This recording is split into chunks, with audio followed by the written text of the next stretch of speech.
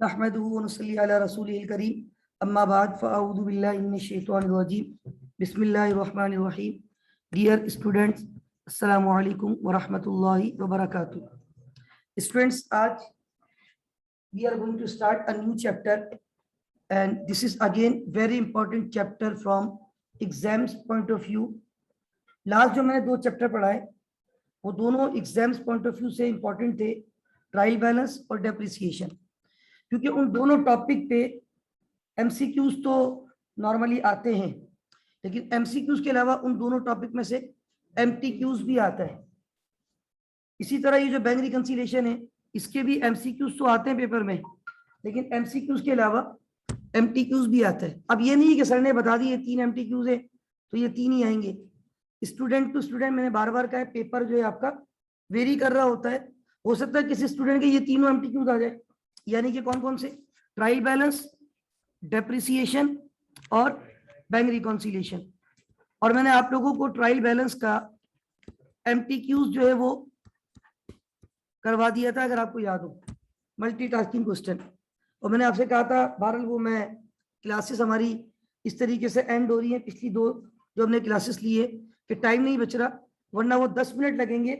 एक एमटीक्यूज है जो कि हमारा जो है वो मॉक सेशन में मौजूद है, डेप्रिसिएशन का बड़ा आसान सा एमटीक्यूज है।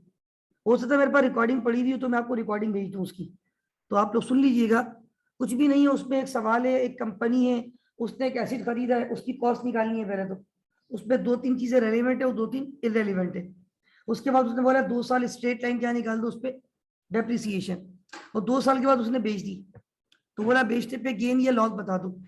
तो 2 साल का डेप्रिसिएशन माइनस करेंगे तो क्या आ जाएगी? Book value. और बुक वैल्यू को किससे कंपेयर कर लेंगे? Cell proceed. अगर आंसर पॉजिटिव आ रहा है तो गेन, नेगेटिव आ रहा है तो उसने सारे नीचे फॉर्मेट बना के दिए हैं, सब कुछ लिखा हुआ है कि गेन का ऑप्शन भी दिया है, लॉस का ऑप्शन भी दिया है, जो आंसर है उस कॉलम में लिख दो। तो बड़ा आसान सा सवाल है, इंशाल्लाह किसी दिन टाइम मिलेगा तो वो आपको सॉल्व करवा दूंगा, उसमें टेंशन की बात नहीं है। तो कहने का मकसद ये है कि लास्ट जो 2 टॉपिक हमने पढ़े, ट्रायल बैलेंस और उसके बाद डेप्रिसिएशन, ये दोनों एमसीक्यूज में भी आते हैं, एमटीक्यूज में भी आते हैं। इसी तरह ये टॉपिक भी सेम है, एमसीक्यूज में भी आता है और इसका एमटीक्यूज भी आता है। बहुत इंपॉर्टेंट टॉपिक है bank reconciliation statement from exams point of view as well as from practical point of view या जनरल कॉन्सेप्ट। ये काफी इंटरेस्टिंग टॉपिक है और कंपैरेटिवली इतना मुश्किल नहीं है। डेप्रिसिएशन में तो बहुत वेरिएशन थी ना, कि डेप्रिसिएशन में हमने स्ट्रेट लाइन भी देखा, डिमिनिशिंग भी देखा, आउटपुट भी देखा, डबल डिक्लाइनिंग भी देखा, फिर वहां पे जर्नल एंट्रीज भी देखी, कॉस्ट की कैलकुलेशन भी थी, गेन और लॉस ऑन एक्सचेंज भी था, गेन और लॉस ऑन डिस्पोजल भी था, फिर उनकी जर्नल एंट्रीज भी थी। मतलब वहां पे कॉन्सेप्ट बहुत डेप्थ थे। यहाँ पे जब हम पढ़ेंगे तो इंशाल्लाह आप देखेंगे कॉन्सेप्ट जो है वो आपके इतने ज्यादा, मतलब ये नहीं कि आप डिफरेंट तरीकों से देख रहे होंगे, एक वे है वो आपको सिखा दूंगा, तो इंशाल्लाह उसके हिसाब से हम इसको अटेम्प्ट करेंगे। टॉपिक का नाम है बीआरएस, बैंक रिकंसिलिएशन स्टेटमेंट। अक्सर लोग इसको बीआरएस कहते हैं। ये जो टॉपिक है ना बीआरएस, या जिसको हम कहते हैं बैंक रिकंसिलिएशन स्टेटमेंट, इस टॉपिक में हमें ये डिस्कस करना है कि हमारे बिजनेस का एक बैंक अकाउंट होता है, हमारे बिजनेस का बैंक अकाउंट होता है। आज के दौर में बिजनेसमैन के लिए बड़ा जरूरी है कि वो बैंक अकाउंट जो है अपना डेफिनेटली मेंटेन करता है, बैंक अकाउंट लेके चलता है, क्योंकि ज्यादातर जो ट्रांजेक्शन है वो बिजनेसमैन किससे कर रहा होता है? चेक के थ्रू। खासतौर पे बिजनेसमैन, और जितना बड़ा बिजनेसमैन होता है उसकी वॉल्यूम ऑफ ट्रांजेक्शन बहुत ज्यादा होती है, और जो अमाउंट होती है ट्रांजेक्शन्स की वो बहुत ज्यादा लाइट नहीं होती, मतलब बड़ी बड़ी अमाउंट के चेक होते हैं, मिलियन में, बिलियंस में। अब मिलियन बिलियन के कैश को कैरी करना क्या आसान होता है? कैश को काउंट करना क्या आसान होता है? उसके लिए आपके प्रॉब्लम होती है, रिस्की होता है। तो बेहतर क्या होता है कि आप किस में डील करो? चेक में। और चेक में डील करने के लिए आपको बैंक अकाउंट खुलना पड़ता है। तो आज के दौर में बिजनेसमैन बहुत ही रेयर होंगे, ना होने के बराबर होंगे, जो कि अपना बिजनेस का बैंक अकाउंट यूज नहीं करते होंगे। तो बिजनेस बैंक अकाउंट की रिकंसिलिएशन यहाँ पे हम सीखेंगे। Now what is reconciliation?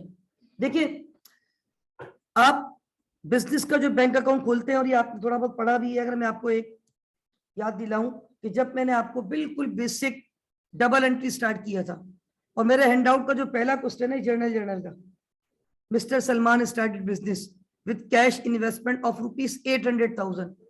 अगले दिन सलमान ने 8 लाख में से 2 लाख कहाँ जमा करवा दिए थे? बैंक में।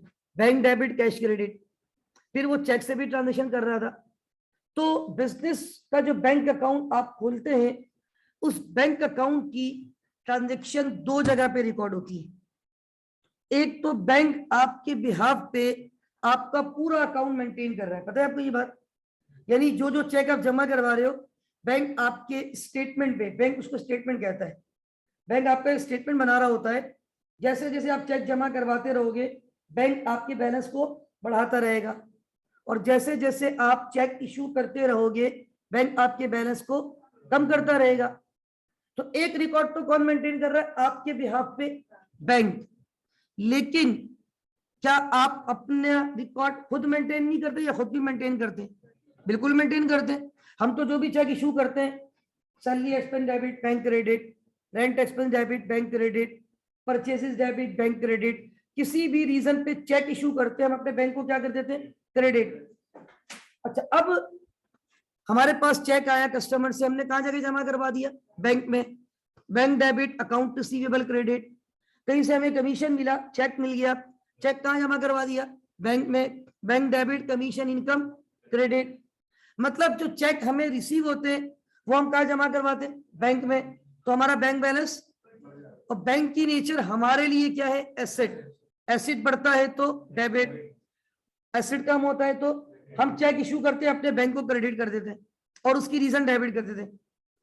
Rent expense debit bank credit, insurance expense debit bank credit, utility expense debit bank credit.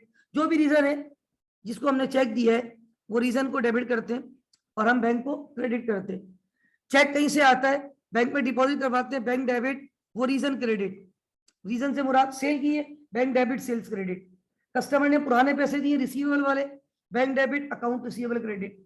तो हम एक रिकॉर्ड अपने पास मेंटेन कर रहे हैं, और हमारे बिहाफ पे एक रिकॉर्ड कौन मेंटेन कर रहा है? बैंक।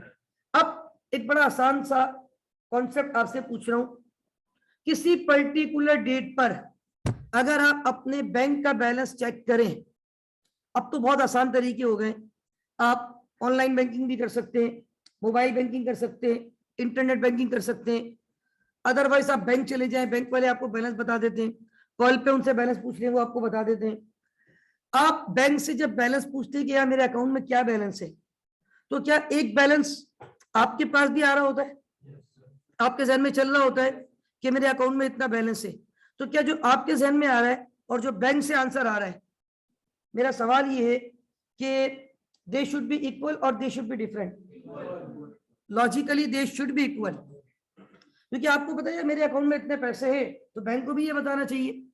अब जैसे मैं आपको टू बी वेरी ऑनेस्ट रात की एग्जांपल देता हूँ। मैं रात गया, मैं किसी को, मुझे थोड़ी सी पेमेंट करनी थी, तो मैंने जेब में चेक किया तो बैलेंस थोड़ा कम था। मैंने कहा चले एटीएम से पैसे निकाल लेता हूँ। मैंने एटीएम से पैसे निकाले, तो टू बी वेरी ऑनेस्ट जब उसने, वो पूछता है आखिर में, डू यू वांट रिसिप्ट? मैंने कहा यस। उसमें बैलेंस बताता है कितना बैलेंस अब है। तो जब मैं रिसिप्ट बैंक से निकाल रहा था ना एटीएम से, तो मेरे घर में एक अमाउंट चल रही थी कितना बैलेंस बताना चाहिए। मैंने देखा वही बैलेंस था, मैंने वही सिर्फ फेंक दी, क्योंकि बैलेंस जो मेरे जहन में था वही आ गया। अगर वो बैलेंस कुछ और बताता तो फिर मैं सोचता यार ये क्या है, कम क्यों हो रहा है? फिर मैं सोचता हो सकता है मैंने कहीं पे शॉपिंग की हो, कार्ड स्वैप किया हो, मैं भूल गया कि मैंने ये ट्रांजेक्शन की। हो सकता है मैंने एटीएम से पैसे निकाले हो, मैं भूल गया कि मेरे जहन में नहीं था। तो इंसान है, बहुत सारी चीजें, सम टाइम आपका रिकॉर्ड और बैंक का रिकॉर्ड आपस में मैच नहीं करता। यानी पहले तो आप ये सुन लें, ये जो टॉपिक हम पढ़ने जा रहे हैं, इसमें हम अपने बैंक अकाउंट की जो ट्रांजेक्शन है उसको 2 जगह पे रिकॉर्ड करते हैं। कितनी जगह पे? एक रिकॉर्ड कौन मेंटेन कर रहा है? बैंक कर रहा है। और दूसरा रिकॉर्ड कौन मेंटेन कर रहा है? कंपनी खुद कर रही है, हम खुद कर रहे हैं। जो आपका अपना रिकॉर्ड है ना, उसको हम कहते हैं कैश बुक। क्या कहते हैं?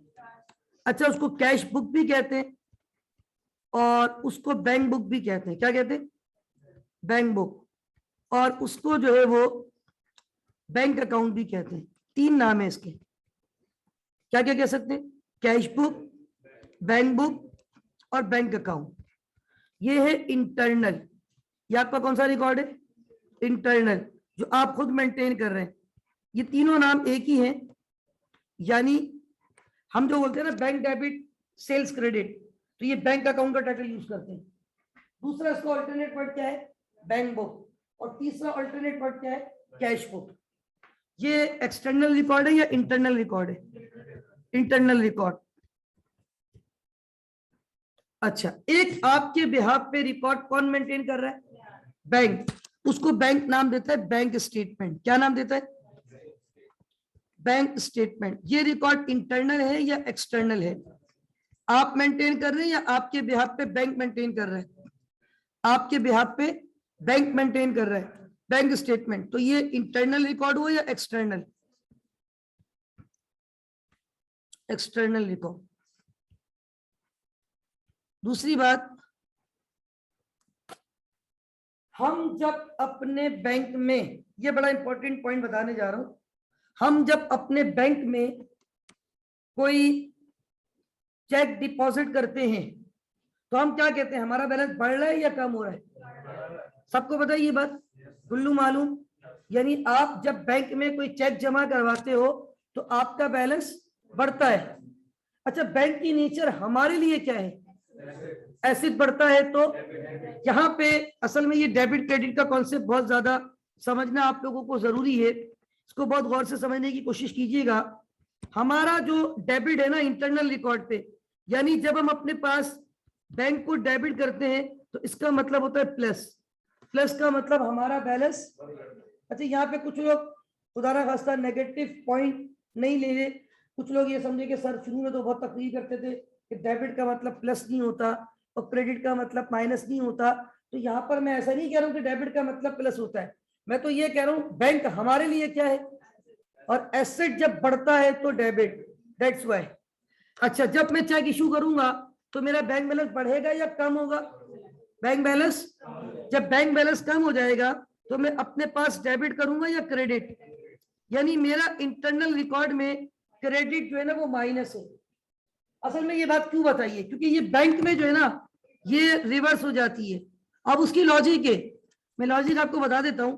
देखिए, पहली बात तो ये बताएं, आप जब बैंक में जाके पैसे जमा करवाते हो, पता है बैंक एक तरीके से आपका अमानतदार है।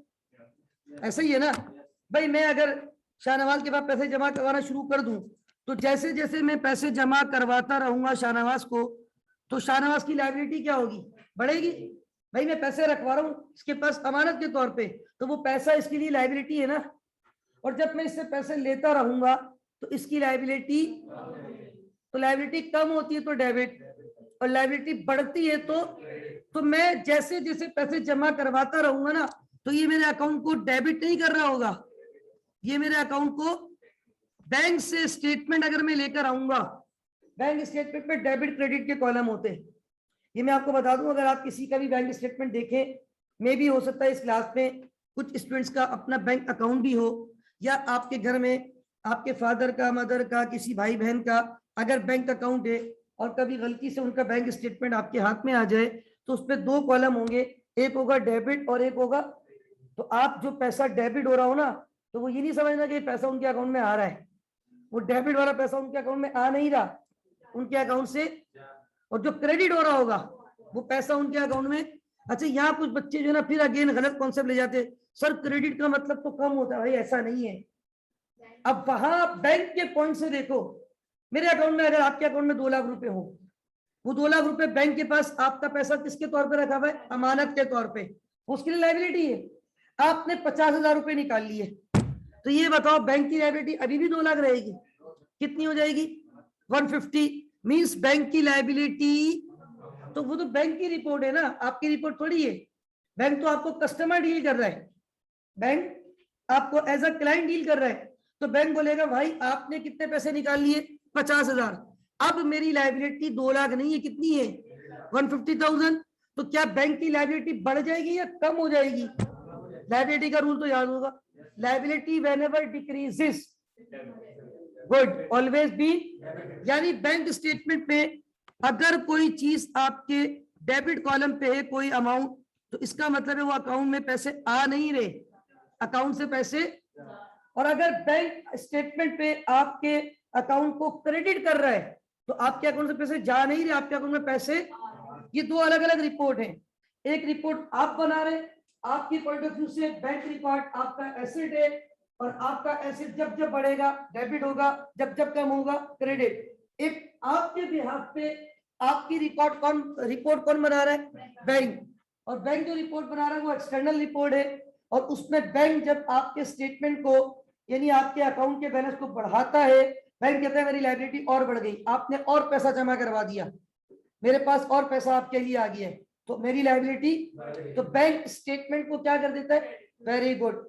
और जब बैंक आपके अकाउंट से पैसा निकाल रहा होता है तो बैंक कहता है मेरी लायबिलिटी, मतलब बैंक खुद से नहीं निकाल रहा, आपने पैसे कहीं ना कहीं यूज किए, आपने ऑनलाइन शॉपिंग की, कार्ड स्वैप कर दिया, आप रास्ते में जा रहे थे, एटीएम से आपको जरूरत थी, पैसे निकाल लिए, आपने इंटरनेट जो है ना वो कोई आपने प्रोडक्ट परचेज की, अपने कार्ड की इंफॉर्मेशन दी, आपके जो है वो पैसे वहां से डिडक्ट हो गए, तो आपके पैसे बैंक से निकल गए, बैंक की लायबिलिटी।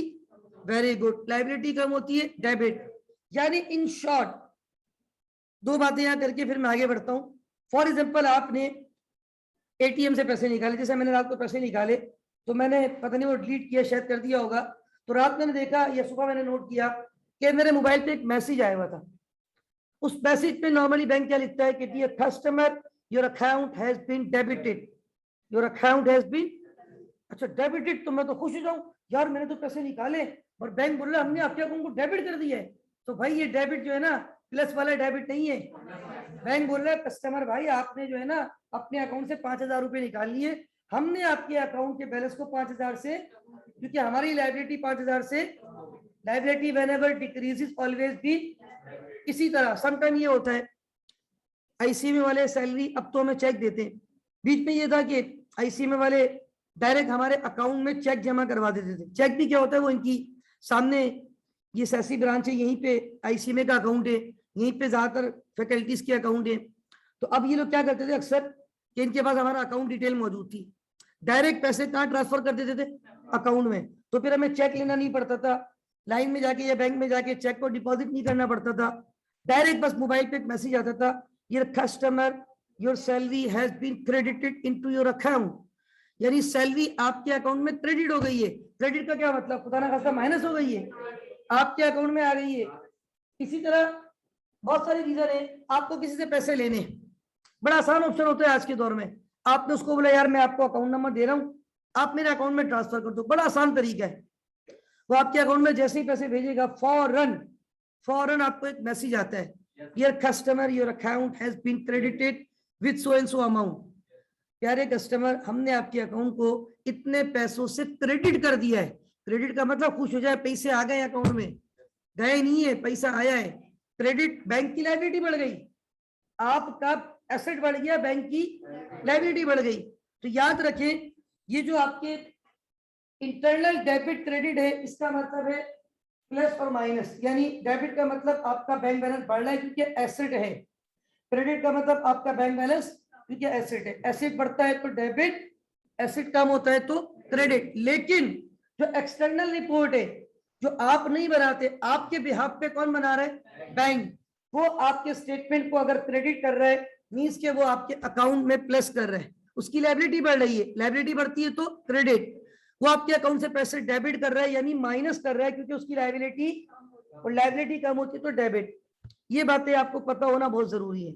अब फिर कि sir why we are going to discuss this topic, why there is a need to prepare BRS, why there is a need to prepare bank reconciliation statement. तो मेरे भाई हम तो ये जर्नल लाइफ की बात कर रहे थे, अभी मैंने आपको अपनी मिसाल दी, मैं कोई बहुत बड़ा अकाउंट होल्डर तो हूं नहीं, ना कोई मैं बिजनेसमैन हूं, ना मेरी कोई वॉल्यूम ऑफ ट्रांजेक्शन बहुत ज्यादा है बैंक से। हद से हद क्या होता है, मंथ एंड पे आईसी मैंने चेक दिया, तबानी ने चेक दिया, हमने वो चेक जाके क्या किया, बैंक में डिपॉजिट कर दिया।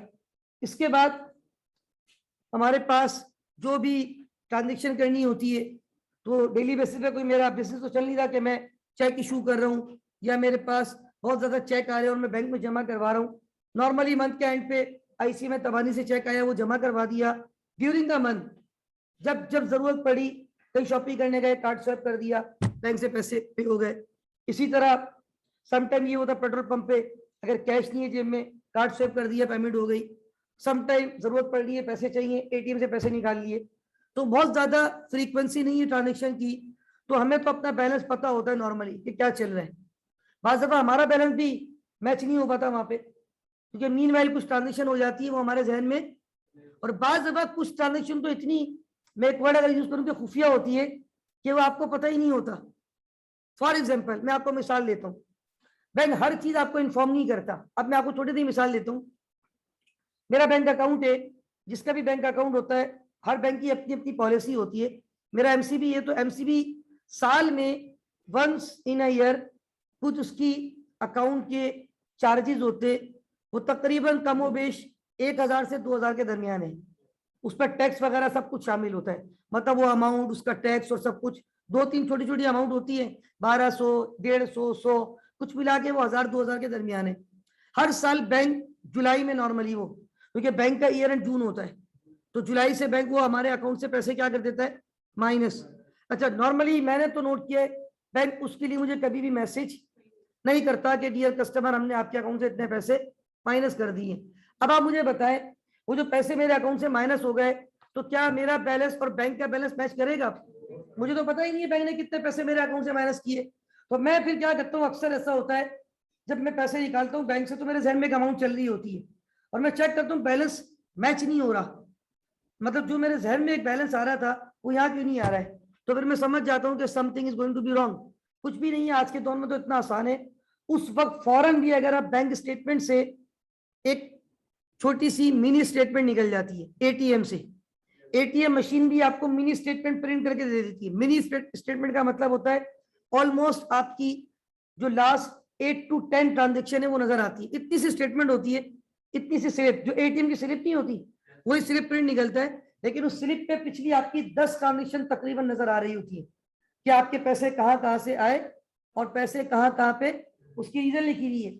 अब जैसे मैं वो मिनी स्टेटमेंट निकालता हूँ एटीएम से, उस पर लिखा होता है बैंक ने एनुअल फीस चार्ज की है, उसका इतना टैक्स था और ये था, मैं समझ जाता हूँ ठीक है ये बैंक की एनुअल फीस है, ये मैं अपने पास भी रिकॉर्ड कर लूँ ताकि मेरा बैलेंस बराबर आ जाए। इसी तरह और भी बहुत सारे रीजन है, ये तो मैंने आपको एक रीजन दी है, और ये तो मैंने आपको छोटे से अकाउंट होल्डर की बात बताई है।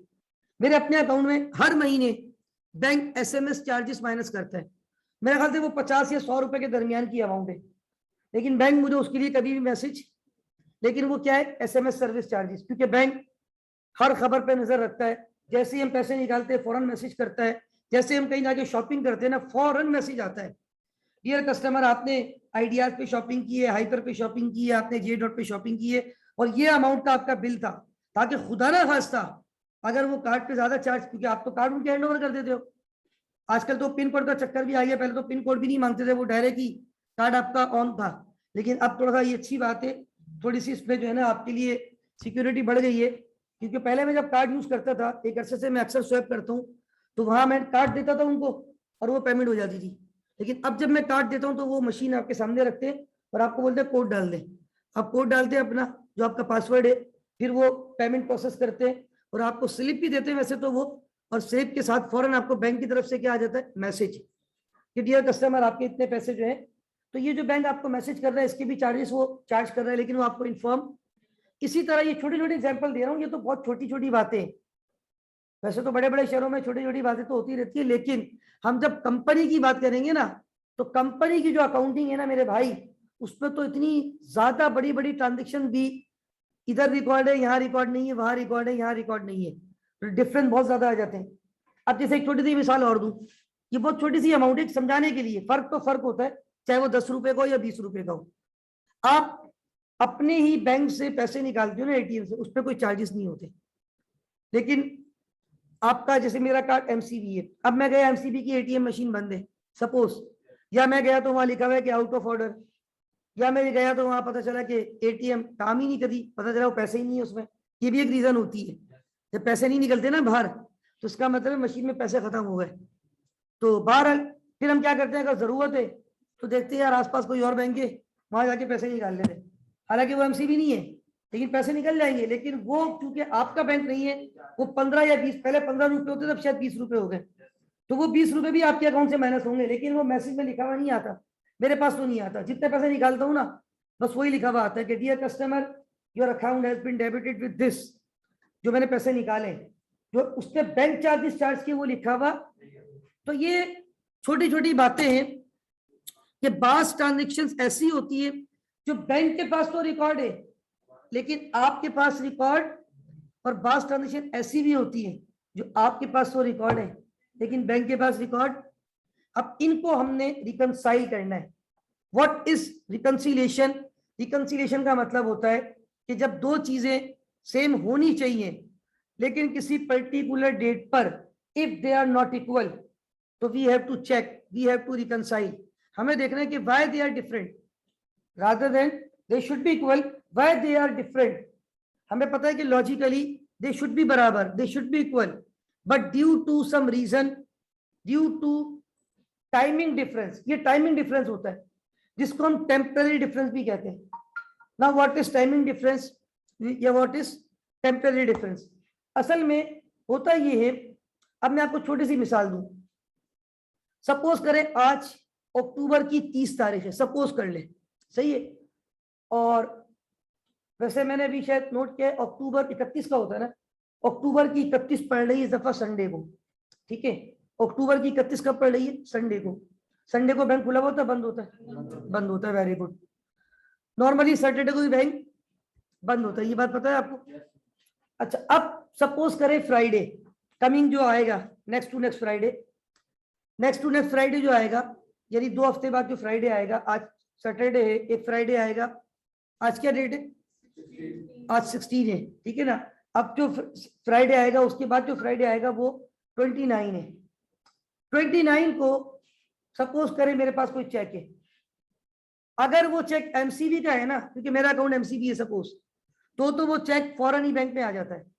मतलब यहां मैंने चेक जमा करवाया, चाहे वो किसी भी ब्रांच का हो, मेरा अकाउंट इस ब्रांच में, वो कराची की किसी भी ब्रांच का एमसीबी का चेक हो, क्योंकि देखो मुझे जो चेक देगा जरूरी नहीं है कि उसका भी अकाउंट किसमें हो, जरूरी नहीं है, लेकिन ये मेरा अगर लक का फैक्टर है तो उसका अकाउंट भी कहाँ मौजूद है? एमसीबी में। अब जैसे मैं आपको मिसाल दूं ना, यहाँ पे आईसी में से नॉर्मली मुझे मंथ एंड पे 2 चेक मिलते हैं, एक हेड ऑफिस का होता है, एक नॉर्थ कैंपस का होता है, लेकिन वो लोग जो 2 चेक देते हैं ना, एक देते हैं वो नॉर्मली अस्करी बैंक का और एक देते हैं एमसीबी का। अच्छा, मेरा अकाउंट तो यहाँ है, जब मैं यहाँ जाके जमा करवाता हूँ ना दोनों चेक, तो एक चेक तो मेरा उसी वक्त अकाउंट में पैसा आ जाता है फौरन, मतलब मैं बैंक से बाहर भी नहीं आता हूँ, पैसा मेरे अकाउंट में आ चुका है, क्योंकि अकाउंट एमसीबी, उन्होंने भी एमसीबी का चेक दिया, फौरन ही पैसा आपके अकाउंट में ट्रांसफर हो गया। लेकिन एक चेक वो मुझे किसका देते हैं नॉर्मली? अस्करी वाला चेक फौरन मेरे अकाउंट में। अब मैं आपको मिसाल दे रहा हूँ, सपोज करें आई7 ने मुझे चेक दे दिया 26 तारीख को इस महीने, ठीक है, और 26 तारीख के बाद मैंने सपोज करें कि जुम्मे को जाके 29 तारीख को जुम्मे की नमाज के बाद जमा करवा दिया, चेक अस्करी बैंक का है। पहली बात तो सुन ले, वो जुम्मे को मेरे अकाउंट में क्लियर नहीं होगा, बैंक मुझे डिपॉजिट स्लिप वहां फिल करनी पड़ती है, उस पर स्टैम्प लगा के देगा 1 तारीख की, हालांकि मैंने 29 को जमा करवाया है। अब आप सोचेंगे सर बैंक तो नेक्स्ट डे की प्रिंट वो लगा के देता है स्टैम्प, नेक्स्ट डे तो 30 है, 30 तो है लेकिन नेक्स्ट डे बैंक हॉलीडे है, नेक्स्ट डे क्या पड़ रहा है? सैटरडे, उसका नेक्स्ट डे क्या पड़ रहा है? और 2 दिन में मंथ एंड हो रहा है, यानी मेरा मंथ एंड हो जाएगा संडे को, तो ये 2 दिन की वो काउंट नहीं होती, ये वर्किंग डे नहीं होते, नेक्स्ट वर्किंग डे की स्टैम्प लगती है। तो फ्राइडे के बाद नेक्स्ट वर्किंग डे इनका क्या है? मंडे, और मंडे को 1 तारीख है, उसने 1 तारीख की स्टैम्प लगा के दे दिया मुझे वो डिपॉजिट स्लिप। अच्छा, मैंने तो अपने अकाउंट में पैसे जमा करवा दिए, मैंने अपनी बुक में तो रिकॉर्ड कर दिए, bank debit income from IC में भी क्रेडिट, यही मेरी एंट्री बनती है ना, बैंक डेबिट, मेरा एसिड बढ़ गया, एसिड बढ़ता है तो debit, and this is my source of income, income बढ़ती है तो इनकम फ्रॉम आईसी में भी क्रेडिट। क्या ये चेक मेरे स्टेटमेंट पे क्लियर हो गया? नहीं हुआ। अच्छा, अब सपोज करें अगला दिन गुजर गया 30 तारीख, उसका अगला दिन गुजर गया 31 तारीख। अब 31 तारीख की रात 12 बजे के बाद अक्टूबर का महीना खत्म, सुबह पीर को नवंबर शुरू हो जाएगा।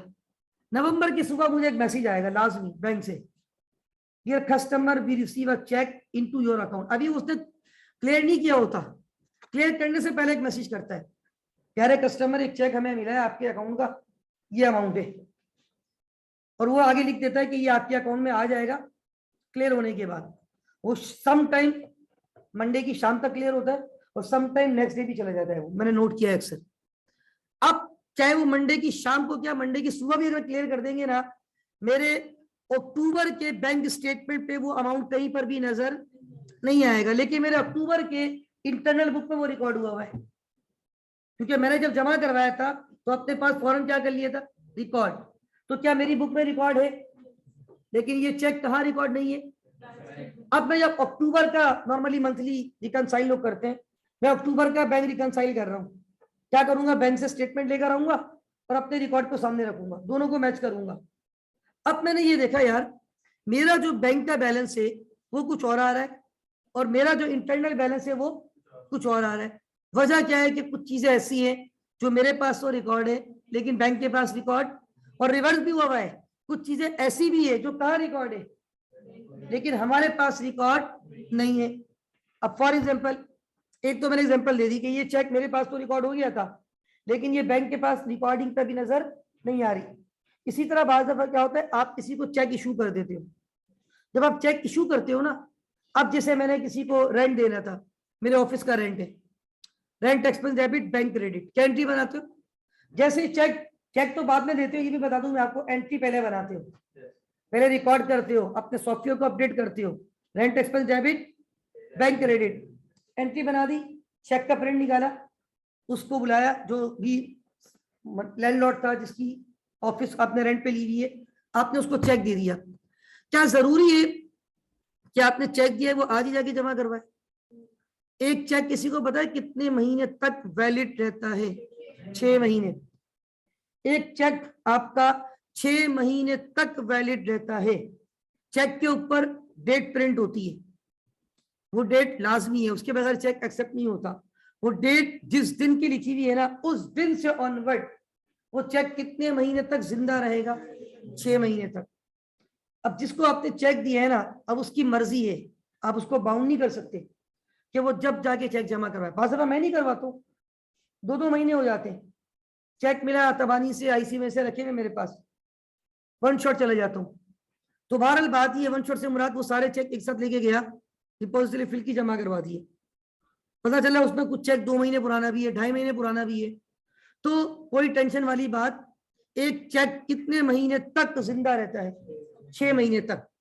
एक दफा बीच में मुझे याद है, हमारे टीचर है यहाँ पे सर मुर्तुजा मूसा, बहुत अच्छे टीचर है, बिजनेस मैथ पढ़ाते हैं, आप में से आगे जाके लोग शायद पढ़ेंगे भी उनसे, और बहुत पुराने हैं, मतलब इवन मेरे अल्हम्दुलिल्लाह वो टीचर रहे यहाँ पे, मैंने भी उनसे बिजनेस मैथ पढ़ा, और मैं जहाँ रहता हूँ मेरे बिल्कुल घर के करीब वो रहते हैं।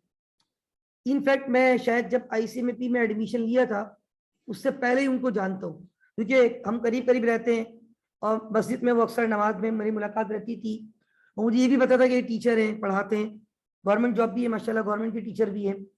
फिर जब मैं यहाँ आया तो ICMA के अंदर भी वो पढ़ाते थे, मुझे भी उन्होंने बिजनेस मैथ पढ़ाया। तो अभी बीच में कोविड जब हुआ था, तो कोविड में क्या होता है कि क्लासेस ऑनलाइन हो जाती है और फिर हम घर से ही पढ़ा रहे होते हैं, फिर खास तौर पे चेक लेने के लिए में आना पड़ता है, वरना तो हम आ ही रहे हैं रोजाना क्लासे लेने, मंथ एंड होता है चेक मिल जाता है, हम लेके चले जाते। तो अभी पिछले दिनों जब कोविड, ये मेरे लास्ट कोविड की बात है, क्लासेस ऑनलाइन हो गई थी, इत्तेफाक से मैं किसी काम से आया था या गुजर रहा था, तो जब चेक रेडी हो जाते ना, हमारा फैकल्टी का ग्रुप बना हुआ है, उस ग्रुप में एडमिन वाले लिखते थे कि भाई आपके चेक रेडी हो गए, काइंडली कलेक्ट कर लें। तो मैं जब आया, मैंने चेक लिया, तो उन्होंने कहा कि यार वो सर मुर्तुजा मूसा भी आपके घर के करीब रहते ना, आप उनका चेक भी लीजिए। मैंने कहा ठीक है आप दे दें, मैं ले गया। मेरे ख्याल में ले तो गया, मैंने अपने पास शायद 2-3 हफ्ते तो वैसे ही रखा रहा हूँ। उसके बाद मेरे को टाइम नहीं मिल रहा था, मेरे ख्याल बीच में बकराईद वगैरह थी, बकराईद भी गुजर गए। फिर मैंने सर को कॉल की, मैंने कहा सर वो आपका चेक मेरे पास है, तो मुझे भी टाइम नहीं मिल रहा था, तो मैं किसी दिन आप बताते आ जाऊंगा, आपको दे जाता हूँ। सर ने कहा कोई टेंशन नहीं है, सर को ही बताया वो चेक कितने महीने तक वैलिड है? 6 महीने। तो मेरा ख्याल है मीन वाइल 1 महीना गुजर दिया था हमने। उसके बाद जाके मैंने सर को दिया, एक दफा मैंने सर को कॉल की, सर ने कहा हाँ मैं घर पे हूँ आप आ जाओ, मैं गया, मैंने सर को दे दिया। तो मुझे पता है कि उसमें टेंशन वाली बात, लेकिन आपको पता है ICMA ने जब वो चेक प्रिंट किया होगा ना, प्रिंट करने से पहले अपनी बुक में क्या एंट्री बना दी होगी? Employ salary debit bank credit, salary expense debit bank credit, लेकिन जब तक वो बंदा बैंक में जाके प्रेजेंट नहीं करेगा, वो चेक बैंक स्टेटमेंट से माइनस, कहां से माइनस हो चुका है? आपके रिकॉर्ड से। कहां से माइनस नहीं हुआ? तो ये फर्क आना शुरू हो जाता है बैलेंस में। ये मैंने दो आपको वो बातें बताई है कि एक बात आपकी बुक में प्लस हो चुकी है, बैंक में प्लस, जो आपका चेक क्लियर नहीं हुआ था, क्लियरिंग प्रोसेस में था, और एक बात जो आपने इशू कर दिया है, आपके पास से माइनस हो गया है, लेकिन वो बैंक में प्रेजेंट नहीं हुआ, तो वो चेक अब तक बैंक से माइनस। अब जरा थोड़ा सा और आगे बढ़ते हैं। कुछ चीजें ऐसी जो बैंक में प्लस भी हो गई है लेकिन आपको नहीं पता। समटाइम पता है क्या होता है, आप बोलते सर वो तो बैंक से मैसेज आ जाता है, बार दफा नेटवर्क प्रॉब्लम भी होती है। हमारी क्लास की मिसाल ले लें, जब हमने सेक्शन स्टार्ट किया था, कुछ लोगों को मैसेज नहीं जाता, अक्सर होता है। इवन मैं आपको बताऊं कि कल की बात है, और मैं बार बार कहता हूं मेरी एक आदत है, मैं एग्जाम्पल जितनी भी क्लास में देता हूँ ना, मैं कोशिश करता हूँ 99% वो सच हो, 1% झूठ से मुराद होता है कि डमी हो। झूठ नहीं कहते उसको, डमी कहते हैं। जो हम खुद से बनाए ना वो डमी एग्जाम्पल होती है, लेकिन मैं कोशिश करता हूँ रियल एग्जाम्पल दूं। कल की बात है, आपको पता है मैंने पिछले वीक एक सेक्शन ये स्टार्ट किया था। आपकी क्लास के फौरन बाद मैं क्लास लेता हूँ रूम 8 पे नॉर्मली, या कभी सेमिनार हॉल में होती है, वो लेवल 4 की जो है FACR, financial accounting corporate reporting. वो हमने सेक्शन अभी स्टार्ट किया है लास्ट थर्सडे, जिस दिन मैंने आपकी क्लास लेट ली थी, क्योंकि उस दिन पहले दिन मैंने उसको पहली क्लास ली थी, बाकी मैंने उसको सेकंड कर दिया। तो मेरी कल वहां पे कौन सी क्लास थी? कल फ्राइडे था ना, 5वीं क्लास थी। थर्सडे फ्राइडे सैटरडे पिछले हफ्ते पढ़ाया, थर्सडे फ्राइडे, कल 5 क्लासें हो गई। कल जब मैंने क्लास एंड की ना, एक स्टूडेंट आ गई फीमेल मेरे पास, कहने कि सर वो आपका नंबर चाहिए, ग्रुप में ऐड होना है। तो मैंने कहा आप ग्रुप में ऐड नहीं है? तो कहने कि नहीं सर आज मेरी पहली क्लास थी। तो मैंने कहा अच्छा आपने लेट एडमिशन लिया है? तो कह रहे नहीं सर मेरा एडमिशन तो पहले से ही था, लेकिन सर मेरा मैसेज मुझे नहीं आया था। कि उसके अल्फाज है, मैसेज मुझे नहीं आया था। मैंने कहा ठीक है। तो मैंने नाम पूछा फौरन। अब जैसे ही उसने नाम बताया ना मुझे, तो मैंने कहा हाँ आपका नाम फाइल में पहले दिन से आ रहा है। अब जैसे फातिमा इकबाल आप हैं, अब मुझे नाम याद है क्योंकि पहले दिन से इनका नाम आ रहा है, वो एक भी इनकी अब जब से ये आ रही है वो इत्तेफाक से मैं अटेंडेंस कॉल नहीं कर रहा। तो इस फाइल में मैं समझता हूँ कि ये वाहिद है और लाइबा हुसैन की एक प्रेजेंट है, बाकी लाइबा भी मतलब एक तो है जी, ठीक है, इनकी एक प्रेजेंट है और आपकी फिलहाल इस फाइल में एक भी नहीं, लेकिन जब से आप आ रही है वो मैं लगा दूंगा। कि बात ये है कि ऐसे जो स्टूडेंट होते हैं ना जो डेली एब्सेंट है, वो टीचर को याद हो जाता है कि वो अटेंडेंस कॉल कर रहा है कि यार हो सकता है ये या तो इनको पता नहीं है, या तो एडमिशन शायद लेने के बाद बात ये भी होता है कि बंदा एडमिशन एट द टाइम 2-3 जगह अप्लाई कर रहा होता है, और ICMA की खाली एडमिशन फीस पे एडमिशन हो जाता है, और इतनी ज्यादा 10,000 रुपये, आज के दौर में 10,000 रुपये को इतनी बड़ी अमाउंट नहीं है। तो स्टूडेंट सम टाइम कहते नहीं हमारा तो LD में हो गया, तो हमने तो वहां शिफ्ट कर लिया, यहाँ हमने सेक्रीफाई कर दिया, अक्सर ऐसा होता है। तो अब उसमें ये है कि हमारे पास इस टाइप की चीजें जो है ना कॉमन होती है। तो वो उसने मुझे कहा कि सर वो जो है ना मुझे मैसेज नहीं आया था। जो मैं बात बता रहा हूँ बात ये थी, इसका मतलब है हो सकता है ICMA ने मैसेज किया हो, नेटवर्क प्रॉब्लम हो गया हो, या कोई भी मसला हो गया हो जिसकी वजह से उनको मैसेज ना पहुंचा हो। अब ये देखो ना कम्युनिकेशन गैप आ गया, कितनी क्लासें मिस हो गई? तकरीबन उनकी जो है वो 4 क्लासें मिस हो गई। 5वीं क्लास कल उन्होंने पहली क्लास अटेंड, और आज सुबह मैंने, क्योंकि मुझे टाइम ही मिला था, और मैंने आज सुबह एक और बंदे का मैसेज आया था जिनको शायद मैंने आपके ग्रुप में ऐड किया था, वो जो रिमूव हुए कल, जिन्होंने ग्रुप लेफ्ट किया है, एक बंदे को मैंने गलती से आपकी क्लास में ऐड कर दिया था। उसने भी अभी परसों शुरू किया है ज्वाइन करना, मतलब वो पिछले वीक नहीं थे, एक स्टूडेंट है और उन्होंने परसों ज्वाइन किया था। तो उन्होंने मुझे मैसेज किया था, गलती से मैंने सेक्शन C में ऐड कर दिया था बॉयज के ग्रुप में, उन्होंने कल लेफ्ट किया है। आज सुबह मैंने उनको भी, और जो मैं कह रहा हूँ वो जो स्टूडेंट कल आई थी उसको भी ऐड किया। तो बात ये है, बात दफा ये कम्युनिकेशन गैप आ जाता है, जिसकी वजह से चीजें जो है आपस में क्या हो जाती है, मैच नहीं हो पाती। अगर उनको मैसेज चला जाता डे 1 तो वो पहली क्लास से आ जाती, 4 क्लासें मिस हो गई। बात ये है कि कम्युनिकेशन गैप। तो इसी तरह बात दफा क्या होता है, किसी कस्टमर ने ऑनलाइन पैसे जमा करवा दिए, आपके अकाउंट में तो पैसे आ गए, क्या बैंक ने आपके अकाउंट को फौरन प्लस कर दिया? ऑनलाइन आए ना पैसे, ऑनलाइन का मतलब होता है फौरन आपके अकाउंट में पैसा आ गया, लेकिन क्या आपको पता चला? वैसे तो क्या तरीका है, बैंक आपको क्या कर देता है, dear customer online amount transfer into your account this, प्यारे कस्टमर आपके अकाउंट में इतने पैसे ट्रांसफर हो गए। लेकिन हो सकता है बैंक ने मैसेज किया हो, आपको मैसेज रिसीव नहीं हुआ हो। तो क्या आपको पता है कि आपके अकाउंट में कहीं से पैसे आए? नहीं पता। आप यकीन करें, हमारे ऑफिस में इसी बात पे बाज दफा आपस में दो डिपार्टमेंट में शदीद इख्तलाफात हो जाते थे, हमारी लड़ाई हो जाती थी। अब मैं आपको देखिए सिंपल बताता हूँ। हमारा, मैं जिस जहाँ काम करता था, हमारे अल्हम्दुलिल्लाह बड़े बड़े क्लाइंट थे, क्योंकि वो एचपी के डिस्ट्रीब्यूटर थे और एचपी की प्रोडक्ट पूरा पाकिस्तान यूज करता है। इवन स्टेट बैंक भी हमारा क्लाइंट था, कस्टमर था। सारे बड़े बड़े बैंक, सारी बड़ी बड़ी कंपनीज, क्योंकि हम सिंगल यूजर को नॉर्मली नहीं डील करते थे, कंपनी थी हमारी। कंपनी टू कंपनी ट्रांजेक्शन है, 200-200 लैपटॉप, 400-400 लैपटॉप। अब स्टेट बैंक को 200-200 लैपटॉप चाहिए। यूनिलीवर है, इनोपा के, पाक सुजुकी, सब कस्टमर थे, नेस्ले, इन सब जगहों से हमारे पास चेक आते थे, क्योंकि हमारे सब ये कौन थे? कस्टमर। पाक सुजुकी से हमारा मसला अक्सर रहता था। पाक सुजुकी बहुत बड़ी कंपनी है, बहुत बड़ा हमारा उससे, हम सिर्फ हार्ड सॉफ्टवेयर में डील नहीं करते थे, हम हार्डवेयर सॉफ्टवेयर सब चीजों में डील करते थे।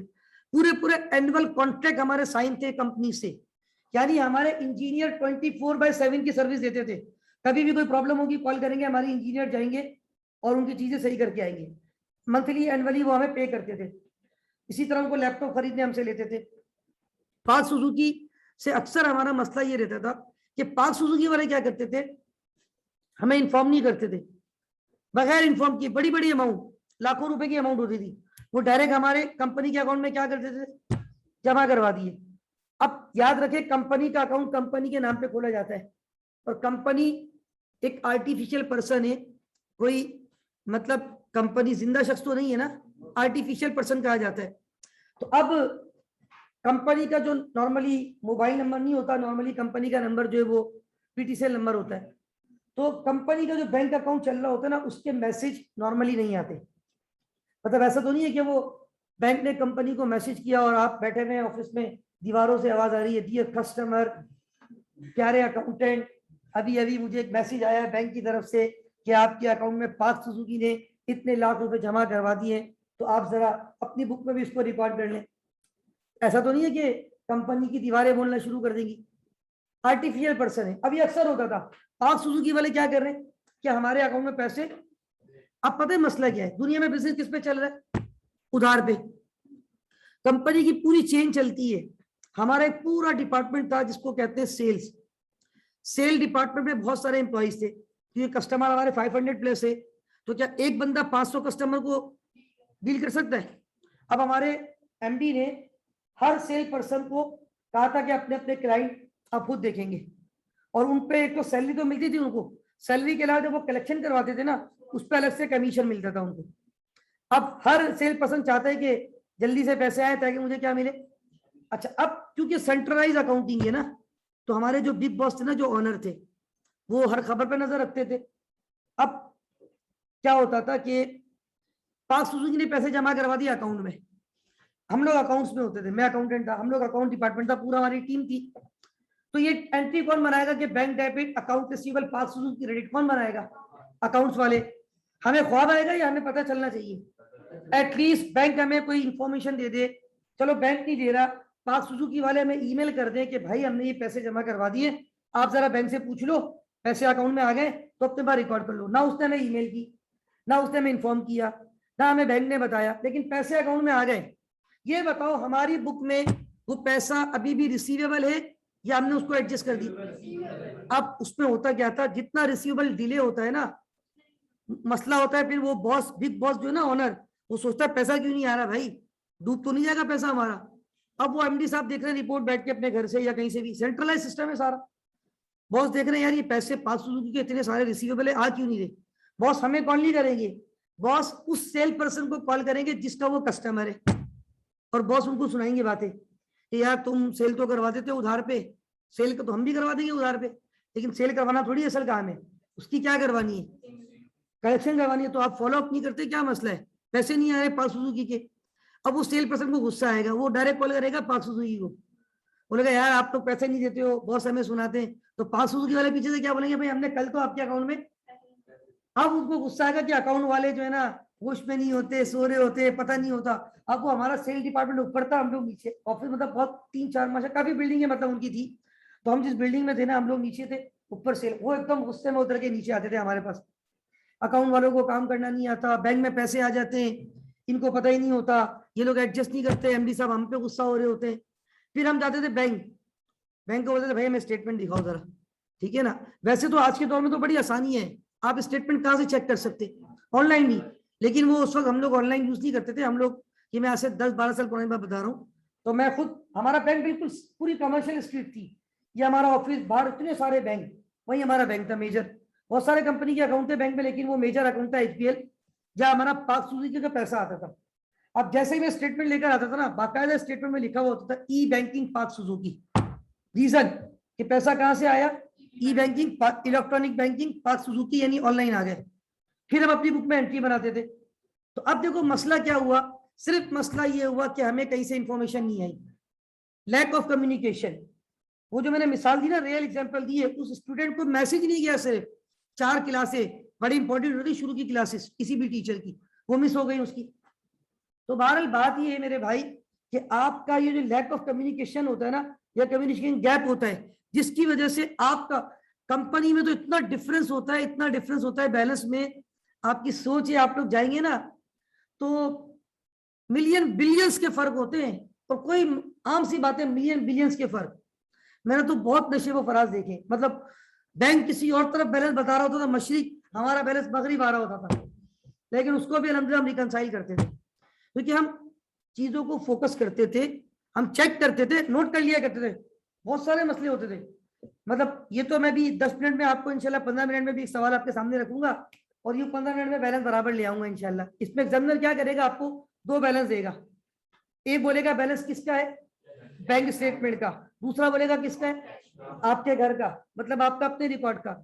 हम कह रहे हैं लॉजिकली दोनों क्या होने चाहिए, लेकिन आपको एग्जामिनर बोलेगा ये दोनों अलग अलग आ रहे हैं, पता नहीं क्यों। फिर वो आपको बोलेगा मैंने ये बातें नोट की है, 6-7 बातें।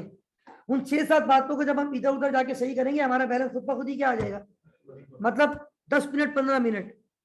लेकिन वहां बैंक हमारे इतने, मतलब फ्रीक्वेंसी होती थी, बाद दफा मैं पूरा पूरा दिन बैठा रहता था, सुबह से शाम तक, इतनी ट्रांजेक्शन होती थी, इतने डिफरेंसेस होते थे, इतने मिलियन बिलियंस के फर्क होते थे, उनको मैं हाईलाइट करता था। बात तो इतने समझ ही नहीं आ रहे पैसे आए कहां से भाई ये, या पैसे गए कहां है। और मैं टू बी वेरी ऑनेस्ट कह रहा हूँ, मैं उसको हाईलाइट करके, बैंक बराबर में था ना, मैं खुद जाता था बैंक, हाईलाइट करके बैंक के पास, या बाद में मैं बिजी होता था, किसी प्यून को भेज देता था। काम में शर्म तो होनी नहीं चाहिए वैसे भी, तो मैं प्यून को भेज दिया करता था कि अगर मैं बिजी हूँ, या मैं खुद चला जाता था बैंक, जाके बोलता था भाई मैंने हाईलाइट किए पैसे अकाउंट में अगर आए हैं, वो डेबिट है तो गए, क्रेडिट है तो, मैं बोलता था भाई इसका मुझे रीजन बताओ, ये पैसे कहाँ से आए, मैं कैसे रिकॉर्ड करूँ, क्या मैं ये बोल दूं bank debit other income credit, this is not other income. भाई किसी क्लाइंट ने दिए था, बात तो लिखा हुआ नजर आ जाता था, इलेक्ट्रॉनिक बैंकिंग पाक सुजुकी, मैं समझ जाता था पाक सुजुकी से आए। बात ऐसी डिफरेंट वर्डिंग होती है, समझ ही नहीं आता पैसे कहाँ से आ रहे। और हमारी तो पेमेंट भी ऐसी होती थी ना, क्योंकि हम लोग इंपोर्टर थे, एचपी सिंगापुर से इंपोर्ट करते थे। अब वहां हमारे $200, सॉरी $2 लाख, उतनी बड़ी बड़ी $2 लाख को मल्टीप्लाई करो, कितनी बड़ी अमाउंट बनेगी। वो शिपमेंट की पेमेंट होती थी, फिर उसमें एलसी के चार्जेस, उसमें बैंक चार्जेस, और बैंक चार्जेस भी बहुत बड़ी बड़ी, जाहिर सी बात है जितनी बड़ी अमाउंट है उतने चार्जेस भी ज्यादा है। अब वो हम बैंक से पूछते थे भाई ये क्या चार्जेस है, कौन सी एलसी के हैं, कौन से कॉन्ट्रैक्ट के हैं, डिटेल तो दो, अपनी बुक में क्या एंट्री बनाऊंगा, अपनी बुक में मैं बैंक तो क्रेडिट कर दूंगा, डेबिट क्या करूंगा। कल को ऑडिटर आएगा, ऑडिट करेगा, पूछेगा ये पैसे कहाँ गए। ऑडिटर कोई भी चीज पूछ सकता है, ऑडिटर को बिल्कुल राइट है, वो ऑडिट करने आएगा, ऑडिट का मतलब ही क्या है, चेक एंड बैलेंस। आपको एक एक चीज पूछ सकता है, पैसा बैंक में कहाँ से आया भाई बताओ, तुमने ये एंट्री बनाई है bank debit other income credit, कहाँ से अदर इनकम, हमें भी बता दो कहाँ से मिलते इतने पैसे, हम भी इनकम जनरेट कर लेंगे भाई। तो मेरे भाई आपके पास एविडेंस होने चाहिए। मैं बैंक से एविडेंस लेकर आता था, प्रिंट आउट निकाल के देते थे बैंक वाले, उसको बोलते हैं क्रेडिट एडवाइस या डेबिट एडवाइस। क्रेडिट एडवाइस का मतलब ये पैसे आपके अकाउंट में क्रेडिट हुए, और डेबिट एडवाइस का मतलब ये पैसे आपके अकाउंट में कम हुए, डेबिट किए हमने, ये रीजन है। पूरी डिटेल बना के देता था, ये वाला कॉन्ट्रैक्ट, ये वाली एलसी, ये वाले चार्जेस, ये डिटेल। फिर हम बोलते थे हाँ अब सही है, अब हम रिकॉर्ड कर देंगे अपनी बुक में, और कल को ऑडिटर आएगा तो ये दिखा देंगे भाई ये देखो ये हमने बाहर मुल्क में पेमेंट की थी, उस पर ये बैंक चार्जेस, एलसी चार्जेस थे, ये इतने। तो बहुत सारी रीजन है जिसकी वजह से आपका इंटरनल कैश बुक का बैलेंस आपके एक्सटर्नल बैंक स्टेटमेंट के बैलेंस से टैली, वो रीजंस आपको पेपर में बताएगा कि दीज आर द रीजन, उनको आप सही करो ताकि आपका बैलेंस क्या आ सके, बराबर आ सके। तो ये हम इसको अटेम्प्ट करने जा रहे हैं इंशाल्लाह। कॉन्सेप्ट मैंने आपको दे दिया है, is that any question clear है सबको? ठीक है, तो अब मैं एक सवाल 1 मिनट पहले देख लेता हूँ, फिर आपको वो हम स्टार्ट करते हैं। 1 मिनट होल्ड कीजिएगा। Okay students, basic concepts almost we have discuss, और मोरलेस 1 घंटे के करीब मैंने नोट किया था। तकरीबन 9:01 या 2 मिनट में मैंने स्टार्ट किया था रिकॉर्डिंग आज की, और तकरीबन 10:01 हो रहे हैं, और अभी 5-10 मिनट पहले मैंने वो रिकॉर्डिंग रोकी थी। तो तकरीबन 1 घंटे के करीब हमने, या पौना घंटा तो कंफर्म हुआ होगा, हमने कॉन्सेप्ट डिस्कस किए बैंक रिकंसिलिएशन के। सारी चीजें मैंने आपको बता दी कि बहुत सारी रीजन होती है। बैंक चार्जेस बैंक माइनस कर लेता है, आपको नहीं पता। बैंक बहुत सारी ट्रांजेक्शन आपके ब्याज पे कर देता है, आपको नहीं पता। कुछ ट्रांजेक्शन आप कर लेते हैं, बैंक को नहीं पता, जिसकी वजह से आपका और बैंक का बैलेंस बराबर नहीं आता। ये आप स्क्रीन पे नाजरीन देख रहे हैं हैंड आउट का क्वेश्चन 1। अभी थोड़ी देर पहले मैंने आपको ग्रुप पे एक पीडीएफ शेयर की है। चैप्टर 16 है हमारा बैंक रिकंसिलिएशन। सीक्वेंस में तो हमारा चैप्टर 16 नहीं है, मैंने कहा था मैं रैंडमली चैप्टर पढ़ाता हूँ, और मुझे पता है कि किस तरीके से चीजों को लेके चलना है। तो वैसे सिलेबस में ही चैप्टर 16 है, और इसकी फाइल मैंने आपको व्हाट्सएप की है अभी, और ये आप देख रहे हैं स्क्रीन पे। उस व्हाट्सएप फाइल का पहला सवाल नजर आ रहा है सबको? ओके, इस सवाल में कंपनी का नाम है अब्दुल रहमान एंड कंपनी। ठीक है, तो हमने क्या करना है, इसका बैंक रिकंसाइल करना है। सबसे पहले रिक्वायरमेंट चेक कर लिया करें कि what is actually required.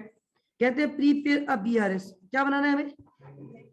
Bank reconciliation statement as at 30th April. ये आपकी कट ऑफ डेट है, अप्रैल की रिकंसिलिएशन कर रहे हैं। कौन से महीने की, कौन सी डेट पे हाजिर मौजूद हम लोग? अप्रैल 30 2000 ओके 2014। ऊपर सवाल का आगाज कुछ इन अल्फाज के चुनाव से होता है। The accountant of Abdul Rahman and company is very much worried to see significant difference balance between the balance as per cash book and the balance available in the bank. Oh my God, cash book से आवाज आ रही है 2,40,000 रुपए। Bank वाले कह रहे नहीं sir sorry, आपका बैलेंस ना काफी है, यू हैव ओनली 70,000। तो हम परेशान कि यार हमारी बुक तो कह रही है हमारे बैंक में कितना पैसा होना चाहिए। बैंक वाले कह रहे नहीं सर सॉरी, आपके अकाउंट में सिर्फ कितना बैलेंस है। याद रखना, ना तो आपका बैलेंस सही होगा, असल बैलेंस कुछ और ही होगा जो बराबर आएगा इंशाल्लाह भी।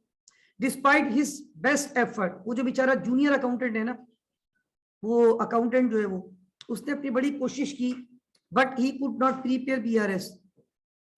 फिर वो कहते हैं कि हिज सीनियर, उसके जो सीनियर हैं, while reviewing bank reconciliation statement noted the following. उन्होंने बोला यार ये 7 चीजें आपने एडजस्ट नहीं की। 1 2 3 4 5 6 7। अब इसका फॉर्मेट क्या है? बेसिकली जहां पे मैं अटेम्प्ट करूंगा इसको, मैंने यहाँ पे लिखा हम कौन सा सवाल अटेम्प्ट करने जा रहे हैं। क्वेश्चन नंबर 1, हम अब्दुल रहमान एंड कंपनी का बैंक रिकंसिलिएशन बनाने जा रहे हैं।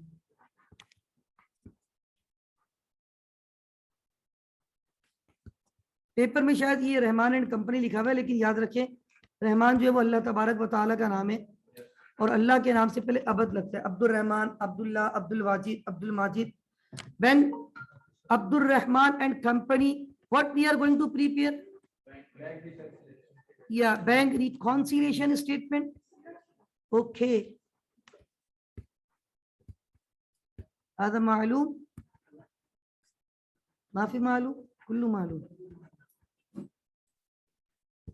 Bank reconciliation statement as at 30th April 2014, as at 30th April 2014।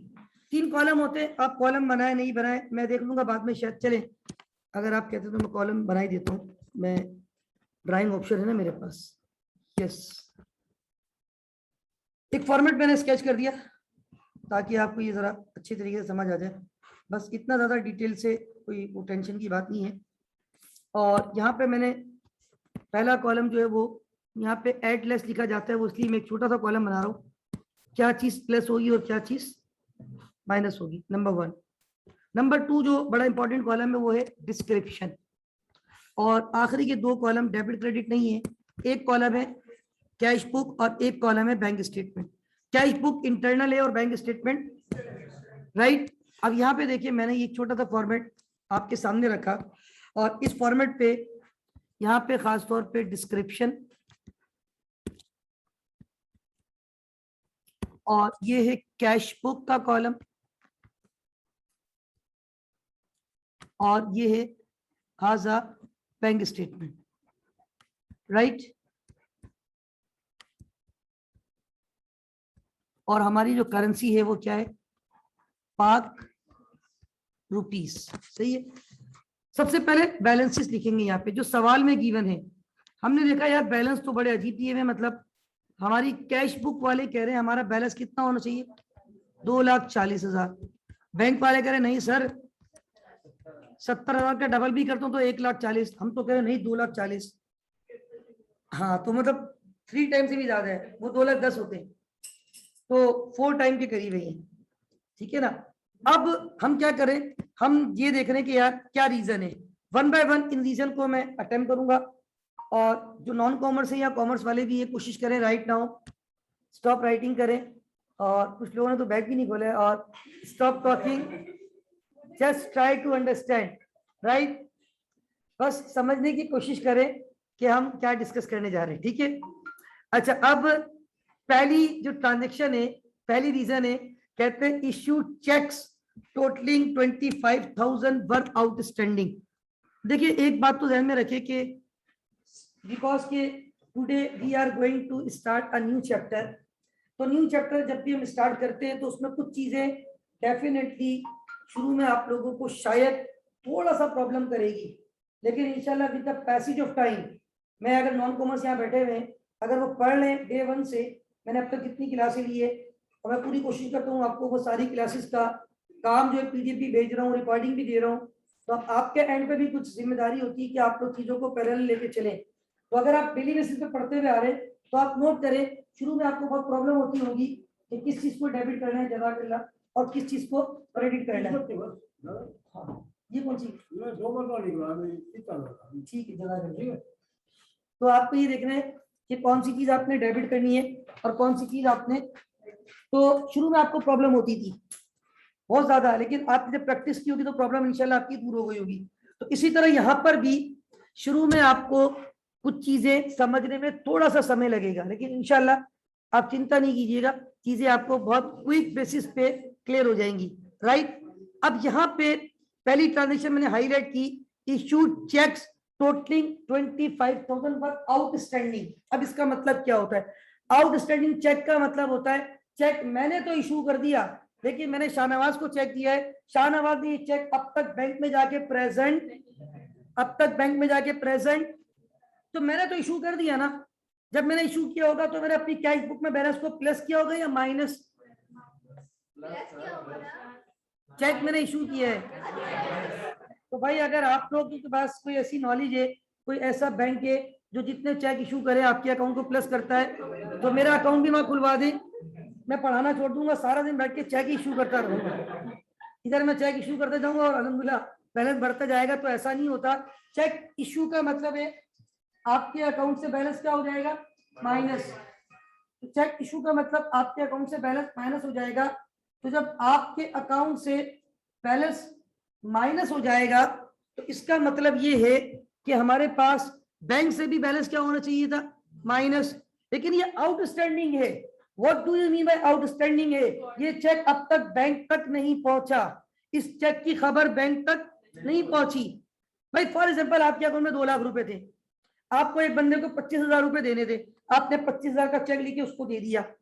अब आप क्या कह रहे हैं आपके अकाउंट में कितने पैसे, 1,75,000, लेकिन वो बंदा जब तक चेक लेके बैंक नहीं जाएगा, बैंक से जब जब आप पूछोगे बैंक बोलेगा आपका बैलेंस 2 लाख है। कितने महीने का टाइम है उसके पास, 6 महीने का। अगर 5 महीने भी गुजर गए और 5 महीनों तक वो चेक लेके नहीं गया और आपने उन 5 महीनों में कोई और ट्रांजेक्शन की ही नहीं है, तो 5 महीनों तक आपका बैलेंस कितना आ रहा होगा, बैंक कितना बता रहा होगा। ये तो एक रीजन है, अब पता नहीं कितनी रीजन होती है ऐसी। तो अब हम ये करते हैं, जब रिकंसिलिएशन बनाते हैं ना, रिकंसिलिएशन का मतलब होता है मसलों को हल करना। तो हम बोलते हैं अच्छा ठीक है यार, ये है आउटस्टैंडिंग चेक, इसका एक और नाम होता है अनप्रेजेंटेड चेक। क्या नाम होता है? ये ऐसा चेक है जो बैंक में अब तक प्रेजेंट यानी हाजिर नहीं हुआ, बैंक में एब्सेंट आ रहा है। प्रेजेंट का अपोजिट क्या होता है? एब्सेंट। तो ये एब्सेंट चेक है, और एब्सेंट को हम क्या कह सकते हैं? अनप्रेजेंट। अब जैसे मैं देख रहा हूँ आज बहुत सारे बच्चे एब्सेंट है, इसका मतलब है दे आर अनप्रेजेंट। ठीक है, तो याद रखें अनप्रेजेंटेड चेक, आउटस्टैंडिंग चेक एक ही बात है। ऐसा चेक जो कहां से माइनस हो चुका है, कहां से माइनस नहीं हुआ। So we have to deduct this from bank statement as well, क्योंकि आज नहीं तो कल, कल नहीं तो परसों शाहनवाज भाई जैसे ही बैंक जाएंगे, बैंक फौरन मेरे अकाउंट को 25,000 से, तो क्यों ना मैं आज ही कम करके चेक कर लूं अपने पास।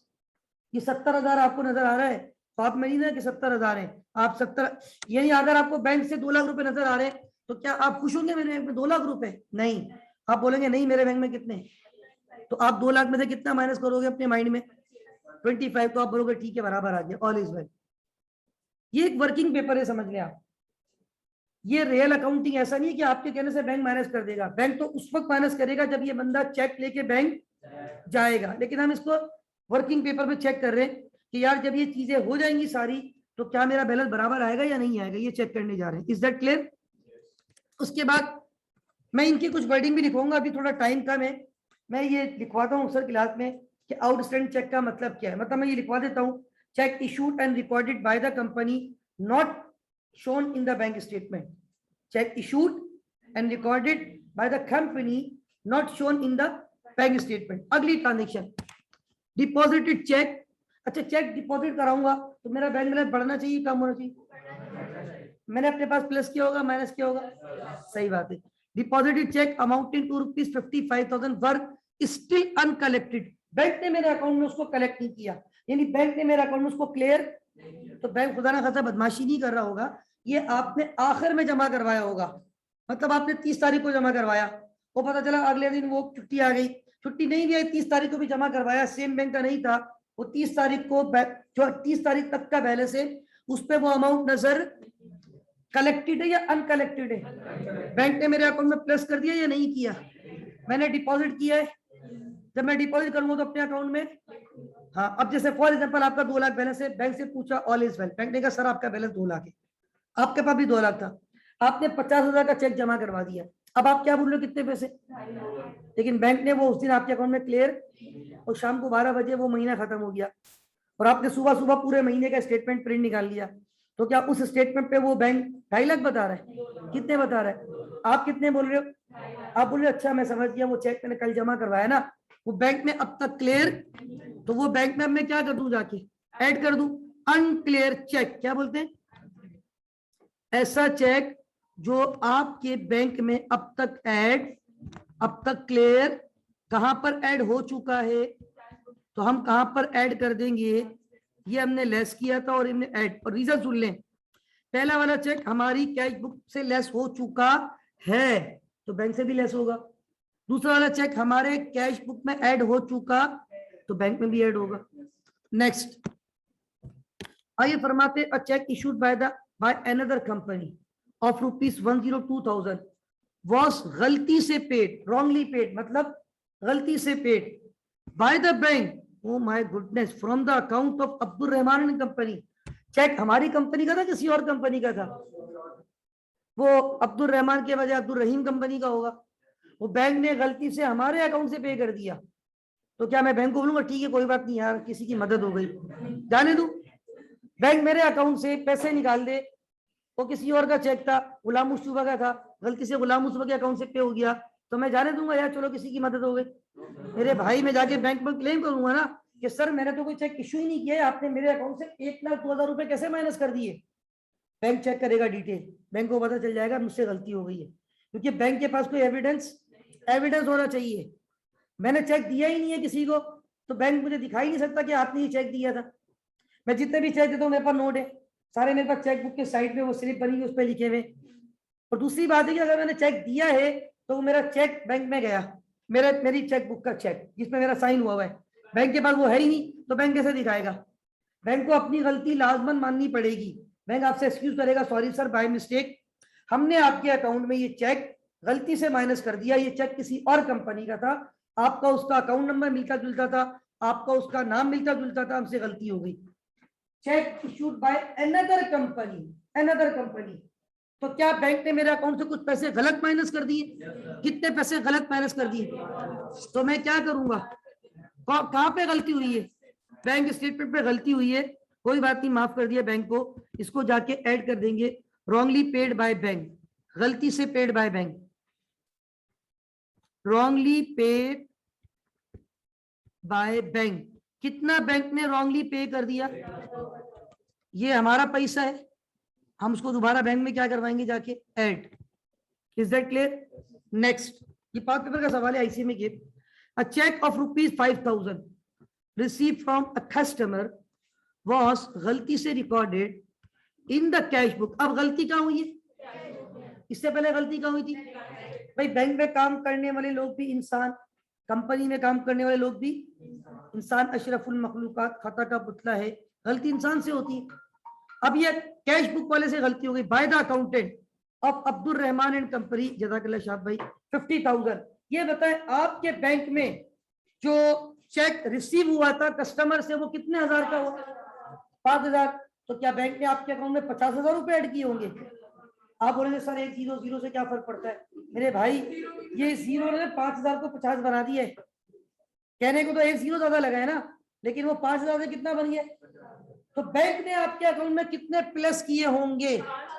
Check receive 5,000 from a customer was wrongly, was erroneously, was गलती से recorded in the cash book. गलती कहां हुई है? कैश बुक में आपके अकाउंट में कितना पैसा आया था? तो आपने अपनी बुक में ऐड किया होगा ना, पैसे आए हैं, कितने ऐड करने चाहिए थे, लेकिन गलती से कितने ऐड कर दिए। अब क्या करूं? सुभान अल्लाह, क्या बात है, आप तो समझदार है। 45,000 कम कर दें। कौन सी बुक से? बैंक स्टेट, हाजा cash book mistake, okay, wrongly recorded, गलत रिकॉर्ड हो गया। रिकॉर्ड करना था 5, रिकॉर्ड हो गया कितना ज्यादा रिकॉर्ड हो गया, अभी माइनस कर दूं, ओके। नेक्स्ट आगे फरमाते हैं, rent of ₹12,000 paid by the bank on standing instruction. आपने बैंक को इंस्ट्रक्शन दी थी, ये मैंने प्रॉपर्टी रेंट पे लिए, हर महीने मेरे बगैर पूछे, हाजा स्टैंडिंग ऑर्डर, मैंने ऑर्डर दिया हुआ था कि मेरे अकाउंट से कितने पे कर देना। Not recorded in the cash book, वो कैश बुक वाला सो रहा है, आपकी कंपनी वाला सो रहा है, उसको पता ही नहीं है बैंक ने आपके अकाउंट से कितने पैसे पे कर दिए। पेड बाय द बैंक, हाजा मौजूद, rent of ₹12,000 paid by the bank. तो कहाँ रिकॉर्ड हो चुका है, कहाँ रिकॉर्ड नहीं हुआ? तो आपका बैलेंस बढ़ना चाहिए, कम होना चाहिए? पक्की बात है। Rent paid by the bank, how much? Plus कर दूं या माइनस? पक्की बात है, कुल्लू मालूम। नेक्स्ट आगे फरमाते हैं, क्या फरमाते हैं, मार्कअप ₹3,000। मार्कअप पता है किसको बोलते हैं? सूद को, इंटरेस्ट, कुल्लू हराम, अल्लाह सबको बचाए, राइट।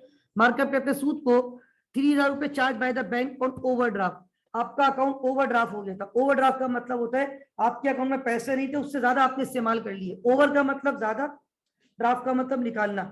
बैंक बिजनेसमैन को ये ऑप्शन देता है कि उनके अकाउंट में पैसे नहीं भी हो ना, वो पैसे बैंक के भी इस्तेमाल कर सकते हैं, लेकिन फिर वो पैसे जो बैंक के इस्तेमाल करोगे वो उनकी लायबिलिटी बन जाता है, और उस पर आपको फिर क्या देना पड़ता है? इंटरेस्ट, सूद। Has not been recorded in the cash book, ये कंपनी वाला सो रहा है, तो पता ही नहीं बैंक में क्या क्या हो रहा है। कैश बुक में रिकॉर्ड हो गया नहीं, ये चार्ज किसने किया है? सूद। बैंक ने तो फौरन आपके अकाउंट से पैसे माइनस कर दिए। कितने पैसे माइनस कर दिए? अब मैं क्या करूं? Less from cash book, markup, how much? Plus और माइनस, खत्म हो गया, एक रह गई जिसमें bills of ₹22,000 collected by the bank on behalf of Abdul Rahman and company. फिर ये कंपनी वाला सो रहा है, they were not recorded in the cash book. वो आपके कुछ पैसे थे, कोई आपने बिल भेजा था किसी को, बिल से मुराद फॉर एग्जाम्पल शाहनवाज भाई मेरे दोस्त ने आए मेरी कंपनी में, बोला सर ये लैपटॉप चाहिए, और ये इत्तेफाक से 22,000 का ही लिया मैंने, टू बी वेरी ऑनेस्ट, झूठ नहीं कह रहा हूँ, ये 22,000 का था। ठीक है, तो शाहनवाज भाई ने कहा सर ये लैपटॉप, मैंने कहा 22,000 का भाई आप ले लें। शाहनवाज भाई लेके चले गए, बोला सर वो पैसे है ना आप बिल दे दो, मैं आपके अकाउंट में जमा करवा दूंगा, अकाउंट नंबर लिख दो। मैंने बिल बना के अकाउंट नंबर लिख दिया, चलो यार स्टूडेंट है कोई बात नहीं। अब शाहनवाज भाई ने वो बिल कहाँ जाके जमा करवा दिया, बिल ऑफ रुपीज 22,000 रुपए कलेक्टेड बाय द बैंक। आप किसी भी के अकाउंट में जाके पैसे जमा कराओगे ना, बैंक आपको मना नहीं करेगा, बस आपके पास उस बंदे का क्या होना चाहिए, बस बैंक तो उसके अकाउंट में ट्रांसफर कर देगा।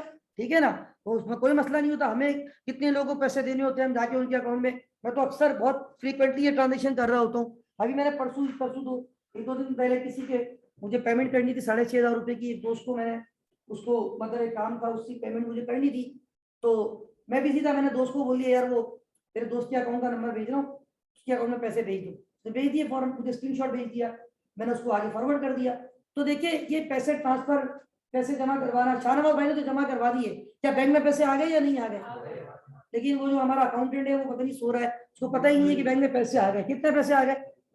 तो क्या not recorded in the cash book, cash book में प्लस करूंगा या माइनस, कुल्लू माल ऐड करूंगा या लेस, ऐड।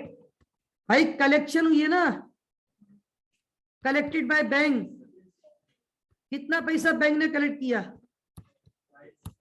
22,000, 22,000। अब आप एक काम करें, ये प्लस माइनस करें दोनों कॉलम को, आंसर आपका इंशाल्लाह इक्वल आ जाएगा। किस किस को प्लस माइनस करेंगे, दोनों कॉलम को, टॉप टू बॉटम जाए, ब्रैकेट का मतलब माइनस होता है, ये बात तो पता है ना सबको। तो जरा मुझे बताएं ये दोनों का कितना अमाउंट आपका बैलेंस आ रहा है,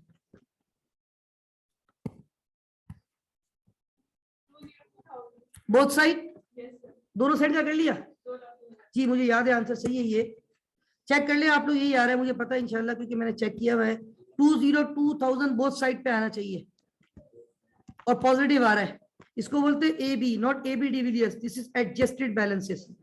what is A B, adjusted, जो ऊपर बैलेंस था वो एडजस्टेड नहीं था, वो अनएडजस्टेड था। शुरू में देखो कंपनी वाले कह रहे थे 2,40,000, बैंक वाले क्या बदमाशी कर रहे थे, कितना पैसा बोले थे, वो हमारे अकाउंट में पता नहीं किस किस के चेक पे कर रहे हैं, तो बात क्या पता चला आखिर में हमारा असल बैलेंस कितना है, हम करीब करीब थे, फिर भी हम 2,40,000 मांग रहे थे, लेकिन चलो फिर भी कितना बैलेंस है, this is the actual answer. ठीक है, और थोड़ा सा और कॉन्सेप्ट डिस्कस करना है, हो सकता है मैं अभी आपको एक होमवर्क भी दे रहा हूँ।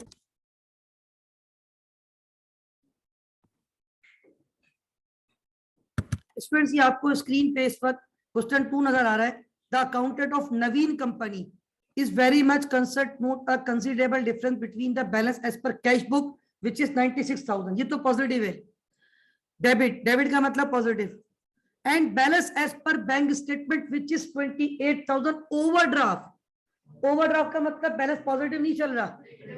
अब यहाँ देखो आपकी कैश बुक वाले कह रहे हैं हमारे अकाउंट में कितना पॉजिटिव बैलेंस है, बैंक वाले बोले नहीं सर सॉरी आपके अकाउंट तो माइनस पे चल रहा है, कितना माइनस पे चल रहा है, यानी जो मैंने ऊपर टॉप पे दो भी बैलेंस लिखे थे, अभी एक लिखा था 2,40,000 पॉजिटिव और बैंक वाले उस वक्त पॉजिटिव कह रहे थे, वो था 17,000 पॉजिटिव, लेकिन अब आप स्टार्ट करोगे ना, कैश बुक का बैलेंस तो रखोगे 96,000 डेबिट है पॉजिटिव, बैंक स्टेटमेंट का बैलेंस किस पे रखोगे, यानी वो माइनस से स्टार्ट होगा, बाकी सारी ट्रांजेक्शन कुल्लू सेम, बिल्कुल सेम है ये सवाल, इसलिए मैं होमवर्क देता हूँ, बिल्कुल सेम है, कोई भी फर्क, सिर्फ वैल्यूज के लिए वही देखिए, आउटस्टैंडिंग, अनकलेक्टेड, वो नवीद कंपनी का चेक नवीन कंपनी से एडजस्ट हो गया, गलत हो गया ना, नवीद कंपनी, हमारी कंपनी नवीन है, नवीद नहीं है, उसके बाद वही देखिए 2,000 आए तो 20,000 लिख दिए, रेंट हमने रिकॉर्ड नहीं किया, मार्कअप हमने रिकॉर्ड नहीं किया, शाहनवाज भाई ने 8,000 से जमा करवा दी लैपटॉप के, वो हमने रिकॉर्ड, सेम सवाल है, ताकि आपकी प्रैक्टिस हो जाएगी। बाकी आगे के सवाल अभी आपने नहीं सोचने, वो 3, 4, 5, 6 वो मैंने करवाने, आपने घबराना नहीं है, इंशाल्लाह नेक्स्ट क्लास में इसको कंटिन्यू करेंगे। दैट्स ऑल फॉर टुडे, अल्लाह हाफिज व नासिर, पाकिस्तान जिंदाबाद।